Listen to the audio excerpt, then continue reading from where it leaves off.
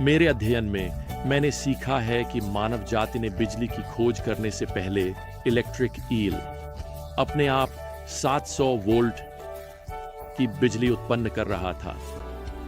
हमने 7 समुद्रों में नेविगेट करना सीखने से पहले पक्षी आर्कटिक से अंटार्कटिक तक उड़ रहे थे, हर साल बिल्कुल उसी घोंसले वाली जगह पर उतरते थे। मानव जाति ने कभी सस्पेंशन ब्रिज डिजाइन करने से पहले मकड़ियाओं इंजीनियरिंग की उत्कृष्टता शिड़बिरनिंग का प्रदर्शन कर रही थी।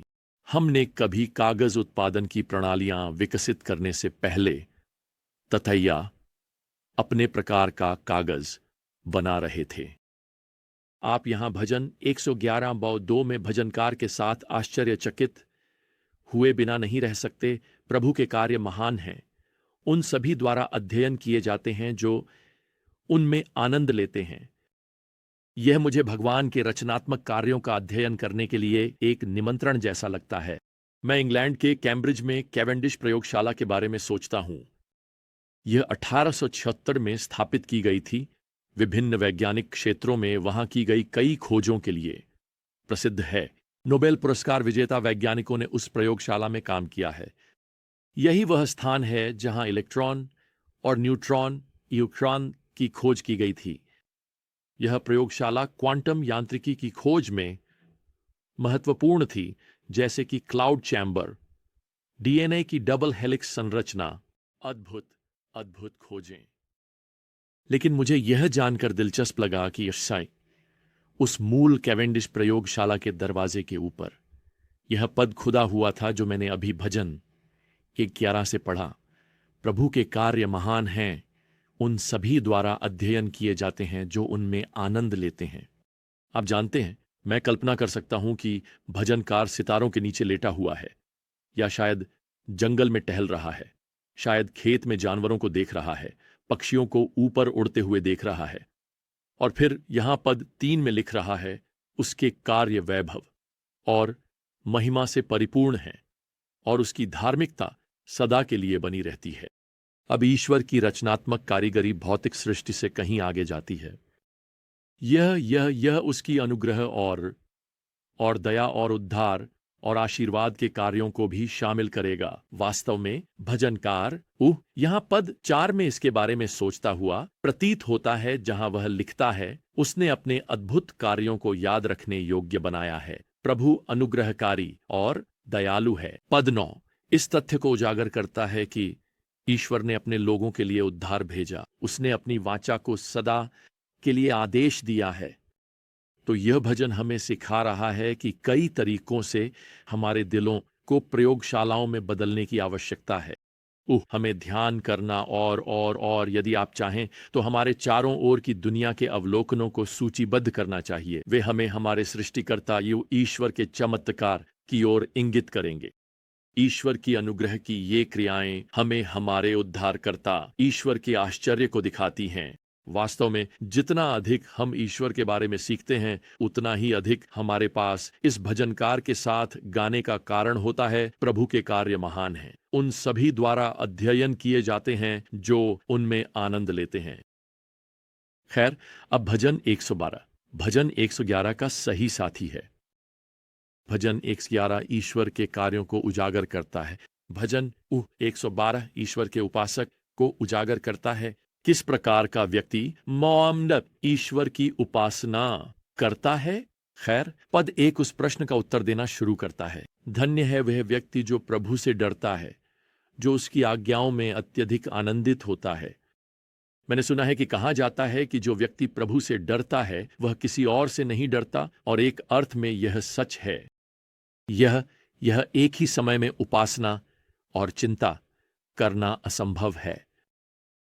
खैर, अब यहां नीचे पद 7 में भजनकार धर्मी के बारे में यह कहता है, और वैसे धर्मी वह नहीं है जो पूर्ण है। धर्मी वह है जो ईश्वर के साथ सही है। वह यह कहता है, वह बुरी खबर से नहीं डरता, उसका हृदय दृढ़ है, प्रभु पर विश्वास करता है। खैर, अब इसका मतलब यह नहीं है कि बुरी खबर नहीं होगी, और इसका मतलब यह नहीं है कि हम बुरी खबर को अच्छी खबर की तरह बना देंगे। नहीं, भजनकार प्रभावी रूप से हमें यह बता रहा है कि बुरी खबर के बावजूद हम यह विश्वास रख सकते हैं कि ईश्वर उस खबर पर नियंत्रण रखता है। वह हमारे जीवन के लिए अपनी इच्छा को प्रकट कर रहा है और इसमें अच्छी और बुरी खबर दोनों शामिल होंगी। मैंने यह भी सुना है कि हम अपनी आध्यात्मिक श्रेष्ठता पर होते हैं जब हम ईश्वर की संप्रभुता के द्वीप पर जहाज के मलबे में होते हैं। जहाज के मलबे में, हाँ, ये बुरी खबर है। वह परेशानी है और इसका मतलब है कि आपके चारों ओर परेशानी है। आप एक द्वीप पर हैं, आपके पास टूटे हुए टुकड़े हैं। शायद अभी आपके पास एक टूटा हुआ दिल है। प्रिय, मुझे आपको यह बताने दें कि भले ही आप कहने के लिए जहाज के मलबे में हों, आप ईश्वर की वफादार संप्रभु योजना के द्वीप पर हैं। आप उस द्वीप पर अकेले नहीं हैं और यह अच्छी खबर है। खैर, अब हम इन अगले 2 भजनों पर आते हैं, भजन 113 और भजन 114, और ये यहूदी त्योहारों में गाए जाने वाले गीतों के समूह में हैं। ये फसह, पेंटेकोस्ट और तंबू के त्योहारों में गाए जाते थे और आज भी गाए जाते हैं। वास्तव में जब हमें बताया जाता है कि यीशु और उनके शिष्यों ने उस ऊपरी कमरे से निकलने से पहले एक भजन गाया था, प्रभु की गिरफ्तारी से कुछ घंटे पहले, तो उन भजनों में से एक और इन भजनों में से एक होता जो उन्होंने उस ऊपरी कमरे में गाया था। पुराने नियम के विद्वानों के अनुसार भजन 113 संभवतः तब लिखा गया था जब कुछ यहूदी लोग निर्वासन से लौटे थे। पद 1 लोगों से कहता है, प्रभु के सेवकों, प्रभु के नाम की स्तुति करो।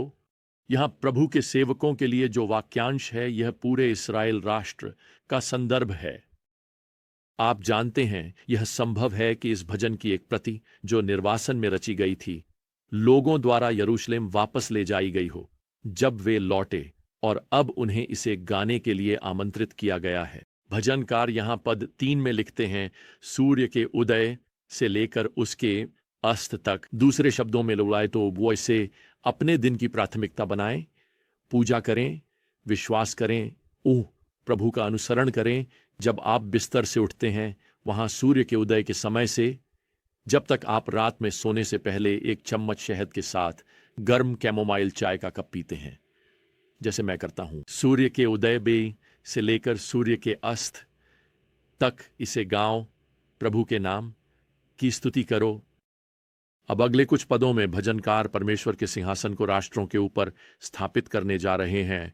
वास्तव में आकाश जितना ऊंचा, यहां तक कि आकाशों के ऊपर, यही वह यहां पद 6 में कहते हैं। वह कहते हैं, हमारा उच्च और महिमामय परमेश्वर आकाशों और पृथ्वी पर नीचे देखता है। अब इसका मतलब यह नहीं है कि परमेश्वर कभी कभी जिज्ञासु हो जाते हैं और यह जानना चाहते हैं कि यहाँ नीचे क्या हो रहा है। इसका मतलब है कि परमेश्वर को यहाँ नीचे जो कुछ हो रहा है उसकी परवाह करते हैं। यह यहाँ उनके लोगों के प्रति दयालु प्रेम की अभिव्यक्ति है। अब हम यह जानते हैं क्योंकि पद 7 से 8 में भजनकार तुरंत उस प्रकार की स्तुति का उल्लेख करते हैं जो वर्षों पहले हन्ना शमूएल की मां द्वारा गाई गई थी, जब उसने उस छोटे लड़के के जन्म के लिए परमेश्वर की स्तुति की थी। भजनकार यहां लिखते हैं, उस प्रकार का गीत पद 9 में। वह बांझ स्त्री को घर देता है, उसे बच्चों की आनंदित मां बनाता है। प्रभु की स्तुति करो। यहां एक अच्छा अनुस्मारक है कि परमेश्वर हन्ना पर उन वर्षों के दौरान बांझपन और लालसा के समय देख रहे थे। वह उस पर उतना ही ध्यान दे रहे थे जितना कि वह शमूएल और अन्य बच्चों के बाद उस पर ध्यान दे रहे थे। परमेश्वर हन्ना में बिना बच्चों के उतनी ही रुचि रखते थे जितनी कि जब हन्ना ने अपने पहले पुत्र शमूएल को जन्म दिया था। आप अभी कष्ट में हो सकते हैं। आप एक बच्चे की चाहत रखते हैं। शायद आप किसी कारणवश गर्भधारण नहीं कर पा रहे हैं। परमेश्वर आपके बारे में सब कुछ जानते हैं। उनकी योजना आपके लिए बच्चे हो सकते हैं, हो सकता है बच्चे न हों, लेकिन वह फिर भी आपसे प्रेम करते हैं। उन्होंने आपको नहीं छोड़ा है। वह आपकी प्रार्थना को अनदेखा नहीं कर रहे हैं। वह आपकी विनती, आपकी लालसा को अनदेखा नहीं कर रहे हैं। आप इस बात पर विश्वास कर सकते हैं कि वह आपकी परवाह करते हैं और वह आपके जीवन को अभी उनके साथ पूर्ण मानते हैं। चाहे कुछ भी हो, आप उन पर भरोसा कर सकते हैं। आप उनके ज्ञान पर भरोसा कर सकते हैं जो उन्होंने आपके जीवन के लिए, योजनाओं के लिए रखा है। अब इसके साथ हम भजन संहिता 114 पर पहुंचते हैं। महान भजन लेखक सर आइजैक वॉट्स ने इस विशेष भजन का उपयोग अपने भजन के आधार के रूप में किया था, जो फिरौन के हाथों से इज़राइल की स्वतंत्रता को उजागर करता है। भजन संहिता 114 इज़राइल के मिस्र से निर्गमन के साथ शुरू होती है, यहाँ पद 1 और 2 में, और फिर इसके बाद लाल सागर और बाद में यर्दन नदी को पार करने का वर्णन है यहाँ पद 3 में। अंत में वह पुनः वह सीनै पर्वत पर कानून दिए जाने का उल्लेख करते हैं पद 4 में। और आप यह सोचने से खुद को रोक नहीं सकते कि यह छोटा भजन यहूदी कैलेंडर के सबसे महत्वपूर्ण पर्वों में अब भी क्यों गाया जाता है। यहाँ पद 5 और 6 में भजनकार समुद्र, पर्वत और नदी की परमेश्वर के वचन के प्रति आज्ञाकारिता पर विचार कर रहे हैं। सारी सृष्टि सृष्टिकर्ता की इच्छा को पहचानती है और उसका पालन करती है। अब यहाँ मुख्य बात है, हमें भी वही करना चाहिए। सुनिए, अगर हवा और पानी उसके वचन और उसकी इच्छा का पालन करते हैं, तो क्या आपको और मुझे भी वही नहीं करना चाहिए? यह हमारे सृष्टिकर्ता परमेश्वर की महानता के प्रति हमारी प्रतिक्रिया होनी चाहिए। उसके कार्यों का अध्ययन किया जाना चाहिए, उसके वचन का पालन किया जाना चाहिए। तो आप क्या कहते हैं कि हम आज यह करें? आइए उसके सृजनात्मक कार्य का अध्ययन करें और पालन करें। आइए उसकी संप्रभु इच्छा पर विश्वास करें। और जब तक हम अपनी अगली ज्ञान यात्रा पर साथ नहीं होते, प्रियजनों, प्रभु यीशु मसीह की कृपा की और परमेश्वर का प्रेम और पवित्र आत्मा की संगति आप सभी के साथ हो। आमीन।